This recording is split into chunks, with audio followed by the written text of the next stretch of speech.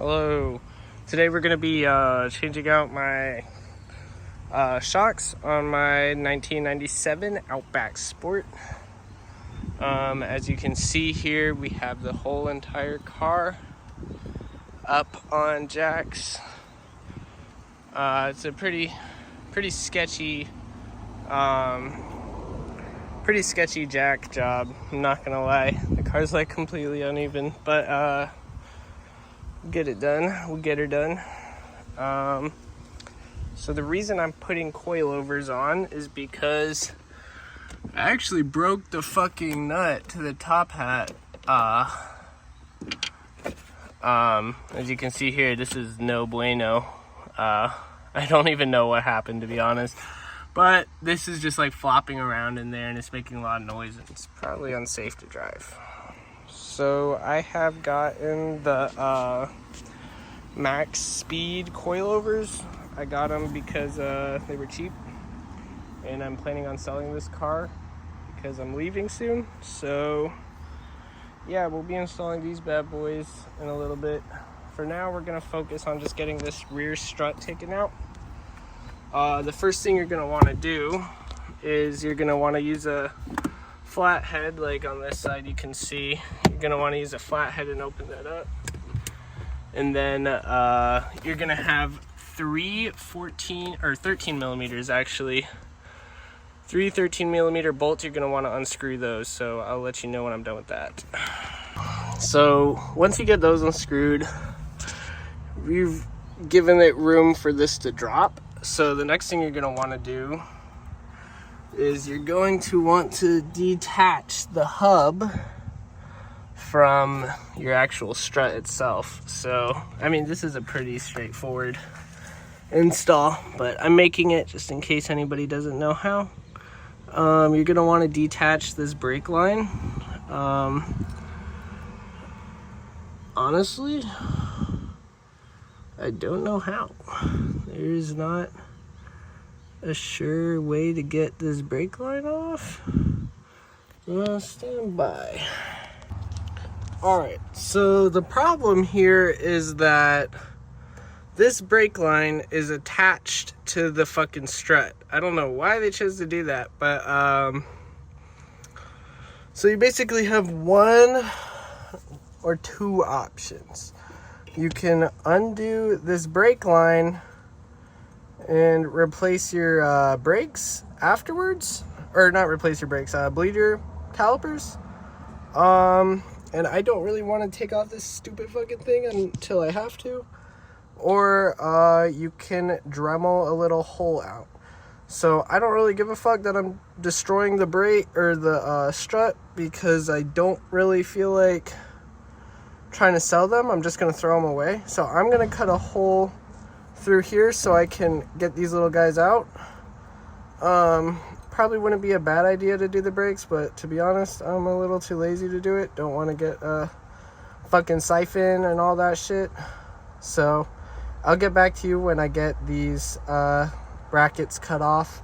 If you look closely, if you decide to go with cutting, I'm almost done with the cut, but you're just gonna want to cut it enough so you can slide this little guy up and out the way, because once you do that, you'll be free to do whatever the fuck you want. And the coilovers I got are nice because they don't have a whatchamacallit. They have like a little hole for you to put this thing in. So one thing I forgot to mention is that there is a little metal bracket. Yours might be rusty, thankfully mine wasn't.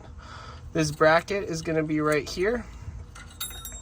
I'm not gonna put it in for you guys, but I just got it out with the flathead. It wasn't hard. So I'll get back to you when I get a cut in.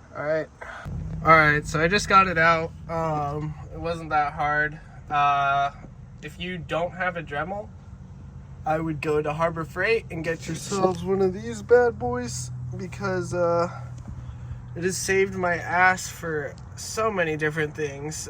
Making clears for the WRX, all kinds of things. Get one of those Dremels. They're like $20. I use the diamond bits because you don't have to worry about them breaking. But yeah, so I got this thing done, and now you can take it out, and your next two steps here are going to be to undo the thing from the knuckle. Depending on your car, you might need a little bit of PB blaster and a breaker bar.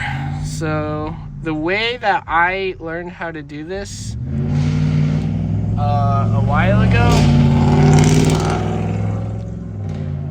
don't mind that stupid ass lifted truck, bro. But the way I learned how to do this was by raising the other side of the car as well. So make sure your car is on all fours right now, and make sure your car is raised up on all four sides, because it's gonna be like almost impossible to get the fucking strut out if you do it on one side. So I'll get back to you when I have all that stuff removed. Alright, we got the fucking top hat, or the strut out, and this is the condition it was in.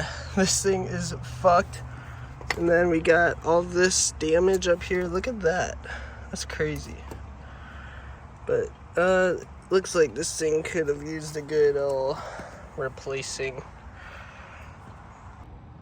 So in order to conserve package space and reduce shipping, coilovers are typically sent out on their lowest setting. So if you were to put it in immediately, the strut would be like the very bottom of the strut, where it mounts to the knuckle would be like right here, which is ridiculous. So the way to adjust coilovers, if you don't know how, is you're gonna have all this, sorry about the sus position I'm in, but you'll have this little thing. You'll get spanner wrenches. I don't know, I don't have them with me right now, but they're already pretty loose. You'll have spanner wrenches. You're gonna undo this bottom strut, and you're literally gonna spin this.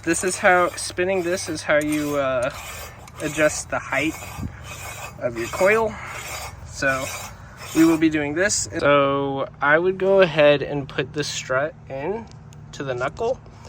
They're not tightened by any means, and you're gonna reuse the OEM hardware, the camber bolts.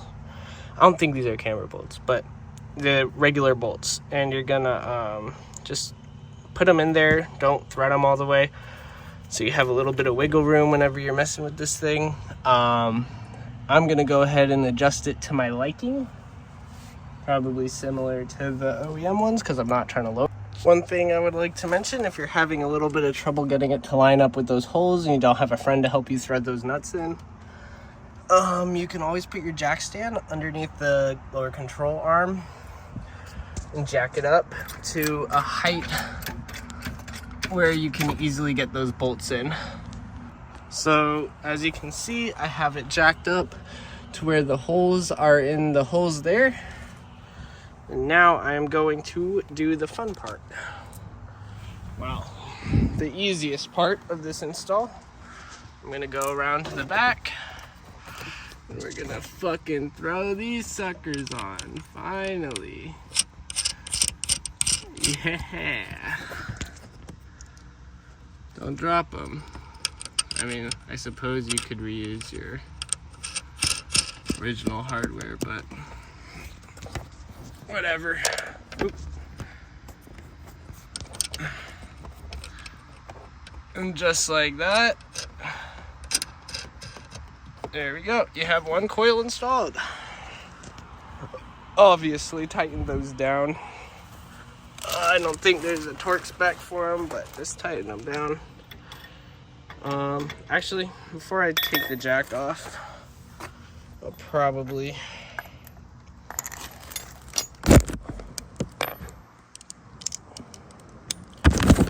torque those down to there, so that it's not fucking flopping around and shit. 13 millimeter, by the way. Don't need to be crazy tight, just tighten them good enough where they're not gonna fucking go anywhere.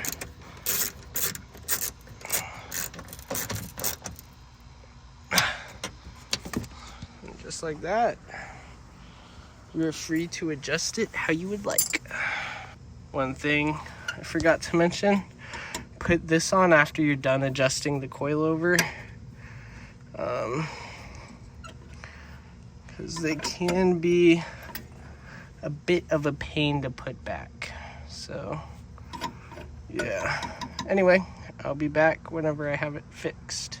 All right, so it's gonna be the same thing for the front, pretty much identical, except you're going to unscrew the top of your struts in the engine bay of your car, just like pretty much any other car. It's gonna be the same thing, except with these ones, you're gonna have like a little doohickey right here for the brake lines, and you're just gonna screw that off, and you can just chill with that. But it's pretty straightforward. It's pretty much the same thing on all sides, so I'm gonna knock these two out. I'm gonna unscrew the top, and then I'll let you know whenever the coil's in. Alright, so the top's unscrewed, but these two guys don't really want to come out at all. So I was gonna do it off camera, but I'm gonna show you a little trick. When they don't come out all the way, I like to screw on a thread right there, and then hammer them out like that. You don't want to, the thing is, you do this because you don't want to fuck up the threads on the nuts. The rears came out pretty easy. These ones didn't. So put your foot underneath the whatchamacallit, the hub. I have them separated, so these ones are on top, these ones are on bottom. I don't think it matters because I don't think this car has camber bolts, but like I could be wrong. Alright, so came down. The strut should come right out. One thing that is very, very important to mention is the front struts have the front struts are a little harder to take out than the rears, and the CV axle gets in the way of it. So whenever you do this, you need to be very, very, very careful that you don't actually accidentally puncture your boot. I didn't puncture my boot. The wetness that you see is